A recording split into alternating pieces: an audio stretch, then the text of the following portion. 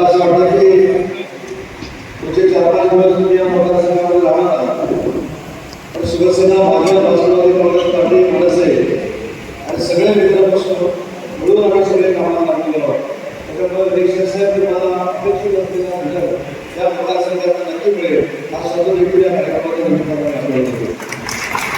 आणि मला सांगताना आनंद होतो की श्रीगाव ग्रामपंचायतीमध्ये तर दुसरा जिल्हा परिषद बेजोळा तर बेजोळा ग्रामपंचायतीमध्ये MIDCच्या इतिहासात पहिल्यांदा श्रीगाव ग्रामपंचायतीला 6 कोटी रुपये आणि बेजोळा ग्रामपंचायतीला 5 कोटी रुपये रस्त्यासाठी आपण मंजूर केले आणि 11 कोटी रुपये या ग्रामपंचायतीला MIDCच्या माध्यमातून मिळण्याची इतिहासातून पहिली वेळ आहे.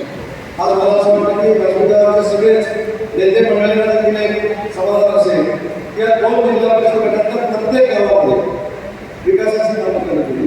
सातारा असू दे, कासारखेड असू दे, पेढे असू दे, मजगाव असू दे, बेजोळ्यातल्या कुठचंही गाव असू दे, या प्रत्येक गावात आम्ही सगळ्यांनी मिळून विकास कामं करण्याचा निर्णय घेतला आणि त्याला अतिशय चांगल्या पद्धतीचा प्रतिसाद जनतेचा आम्हाला मिळतोय. पण त्या प्रतिसादाचं रूपांतर हे मतामध्ये झालं पाहिजे यासाठी आपण सगळ्यांनी महायुतीच्या वतीने आपण वर्तमानपत्र वाचतो, आपण सोशल मीडिया बघतो, आपण इलेक्ट्रॉनिक मीडिया बघतो. या प्रत्येक सभेमध्ये असं दिसलेलं आहे की 400 पेक्षा जास्त जागा दिसतो. नरेंद्र मोदी पुन्हा एकदा देशाचे पंतप्रधान होणार आहेत, पण तो 400 नाही आहे. आपल्या देखील रत्नागिरीचा महाराष्ट्राचा उमेदवार असला पाहिजे, ठाणेसाहेब असले पाहिजे, यासाठी आपण सगळ्यांनी आज विशेषतः रजाकाची व्यासपीठावर आहे, साखरचे अनेक माझे मुस्लिम बांधव आहेत, अल्ताफ व्यासपीठावर आहे. ज्या पद्धतीने घडवण्याचा प्रचार मुस्लिम बांधवांमध्ये केला जातो हा फक्त लोकसभेसाठी मर्यादित राहणार नाही. हा पुढच्या पंचायत समितीपर्यंत पोहोचणार आहे, पुढच्या ग्रामपंचायतीपर्यंत पोहोचणार आहे, पुढच्या विधानसभेपर्यंत पोहोचणार आहे. पण ज्या लोकांनी धर्मजात मानली नाही, जे तुमच्या समोर मतं मागायला आले त्यांनी जातीपातीचं राजकारण कधी केलं नाही, अशा लोकांना बरोबर घेणं, त्यांचं समर्थन करणं ही आपल्या सगळ्यांची जबाबदारी आहे. परंतु मला मुस्लिम बांधवांना घडलं नाही विनंती करायची आहे की कधीही आम्ही मताचं राजकारण केलं नाही, परंतु जो कायदा झालेला आहे त्या कायद्याचा पूर्ण अभ्यास करणं ही आपल्या सगळ्यांची जबाबदारी आहे. जसं आम्हाला राम मंदिराबद्दल अलिव्या काहीसा अभिमान आहे, तसं या रत्नागिरी शहरातल्या जामा मशिदीवर जरी अडचण आली तर ती सोडवणारा मी आणि भैया साहेब होते हे देखील मशिदीवर जरी अडचण निर्माण झाली ती देखील सोडवणारा आपण जमतो. त्याच्यामुळे जात पात धर्मभेद याच्या पलीकडे जाऊन आम्ही सगळे काम करतोय आणि म्हणून आपण म्हणतात तुम्ही भेट करू नये ही देखील मला मनापासून करायची.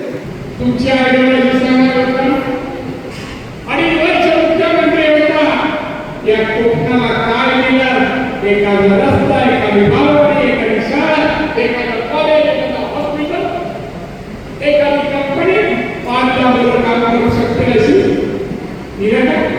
नाही. तुमचा आमदार हा 10 वर्ष होता आहे, 10 आमदारांनी खातं 10 काय केलं 10 वर्ष जनतेसाठी काय केलं. दोन्ही जिल्ह्यात शिजू रत्नागिरी काय केलं आणि आता भाषण करताना विकासाचा मुद्दा बोलत नाही, प्रगतीचा मुद्दा बोलत नाही, काय केलं ते सांगत नाही आणि सांगू शकत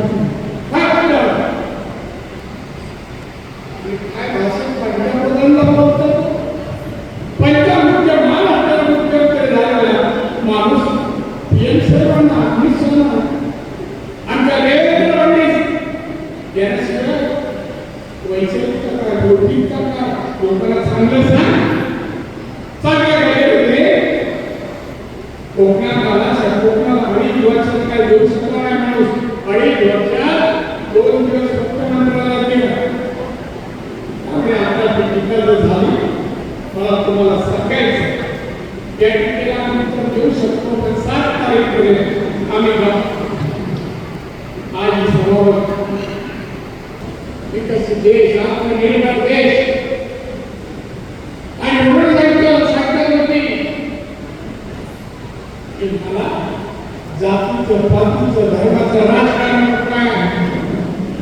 मोदी साहेबांनी त्याशी सांगितलं मला देशातल्या 4 जाती माहिती आहे. 4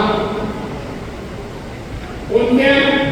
1 महिला, 2 युवक, 3 शेतकरी, 4 गरीब.